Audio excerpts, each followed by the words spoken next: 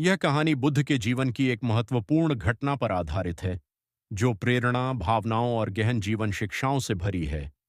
कई सदियों पहले जब भगवान बुद्ध अपने अनुयायियों के साथ भारत में यात्रा कर रहे थे, वे विभिन्न स्थानों पर जाकर लोगों को ध्यान, सत्य, अहिंसा और करुणा का मार्ग दिखाते थे। बुद्ध का मुख्य उद्देश्य था लोगों को दुखों से मुक्त कर उन्हें आत्मज्ञान की ओर अग्रसर करना। एक बार की बात है, बुद्ध अपने शिष्यों के साथ एक छोटे से गांव में पहुंचे। गांव के लोग बुद्ध के ज्ञान और दयालुता के बारे में सुन चुके थे और उनकी शिक्षाओं को सुनने के लिए उत्सुक थे। गांव में एक बहुत धनी और घमंडी ब्राह्मण भी रहता था। उसने बुद्ध के बारे में कई बार सुना था, लेकिन वह कभी भी उनकी शिक्षाओं पर ध्यान नहीं देता था। उसके मन में गर्व था कि वह स्वयं बहुत विद्वान है और उसे किसी से कुछ सीखने की आवश्यकता नहीं।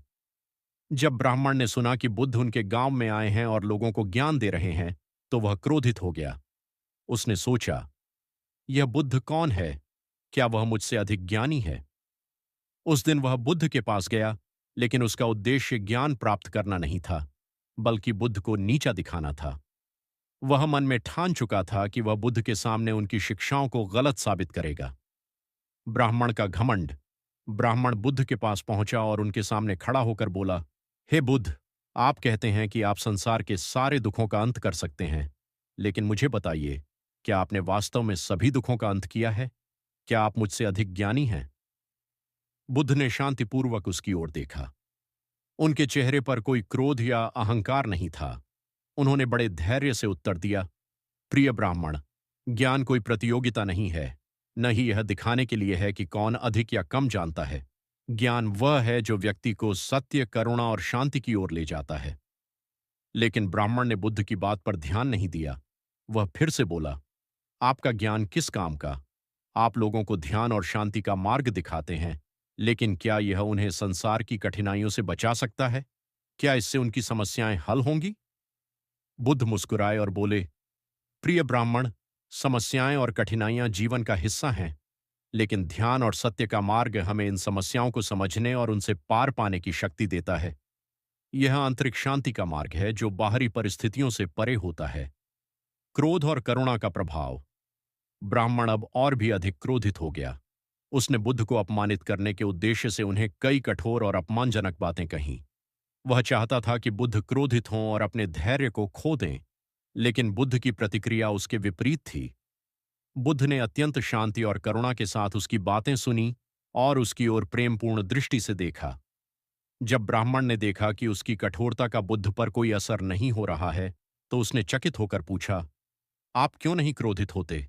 मैंने आपके खिलाफ इतनी बुरी बातें कहीं, फिर भी आप शांत कैसे हैं? बुद्ध ने मुस्कुराते हुए उत्तर दिया, प्रिय ब्राह्मण, यदि कोई व्यक्ति आपको कोई उपहार देता है और आप उसे स्वीकार नहीं करते, तो वह उपहार किसके पास रहता है? ब्राह्मण ने उत्तर दिया, वह उपहार उस व्यक्ति के पास ही रहेगा जिसने इसे दिया है। बुद्ध ने कहा, बिल्कुल सही।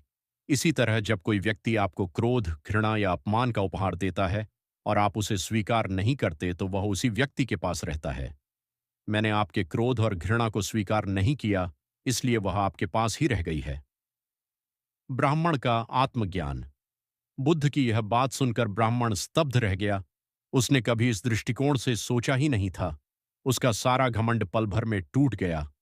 उसे समझ में आया कि बुद्ध ने उसे कोई सीधा उत्तर नहीं दिया, बल्कि उसे एक गहरा जीवन का पाठ सिखाया है। उसे एहसास हुआ कि उसका घमंड ही उसके दुखों का कारण था।